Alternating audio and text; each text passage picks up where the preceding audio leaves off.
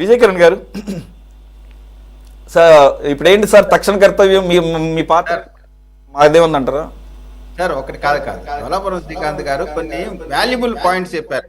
ఖచ్చితంగా ప్రతిపక్ష పార్టీ అనేటువంటిది వారి పాత్ర వాళ్ళు పోషించాల్సిన బాధ్యత ఉంది. ఎమ్మెల్యేలుగా గెలిచిన వాళ్ళు వాళ్ళ పాత్ర పోషించాలి. శ్రీకాంత్ గారికి తెలిసింది, జగన్మోహన్ రెడ్డి గారికి తెలియలా, అదొక విచారకరం.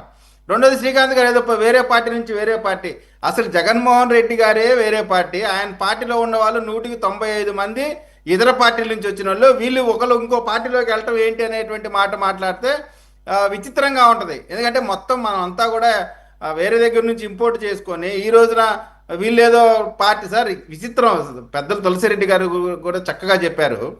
సహజంగా ప్లేటు ఫిరాయిస్తే ఆ పార్టీకి సంబంధించిన అధ్యక్షులు, ఆ పార్టీ నాయకులు, ఇగో మా పార్టీ వాళ్ళు ఈ విధంగా మాకు అన్యాయంగా వెళ్ళిపోయారు, వేరే పార్టీలో చేరా, వాళ్ళ మీద చర్యలు తీసుకోండి అని చెప్పడం అనేది సహజంగా జరిగేది.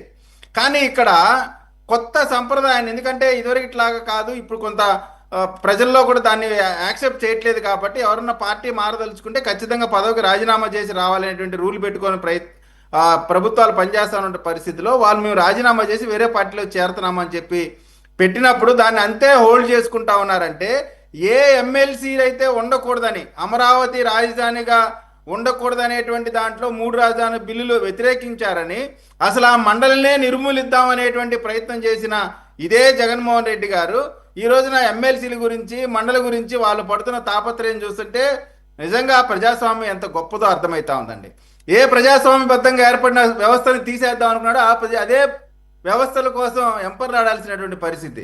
ఇందాక శ్రీకాంత్ గారు ఇంకో మాట కూడా చెప్పారు, అసెంబ్లీలో మేము ఏదో రాకుండా చేసాం, లేకుండా మీరు రాట్లా భయపడి.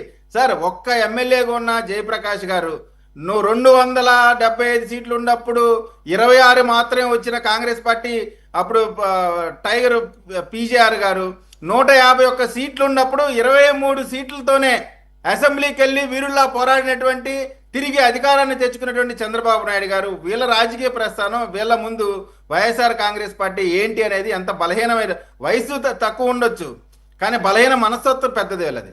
కాబట్టి ఖచ్చితంగా మోషన్ రాజు గారు తీసుకునేటువంటి నిర్ణయం హైకోర్టు కూడా ఖచ్చితంగా రివ్యూలో ఉంది కాబట్టి దాని తగ్గటువంటి చర్యలు తీసుకుంటా ఉంటారు.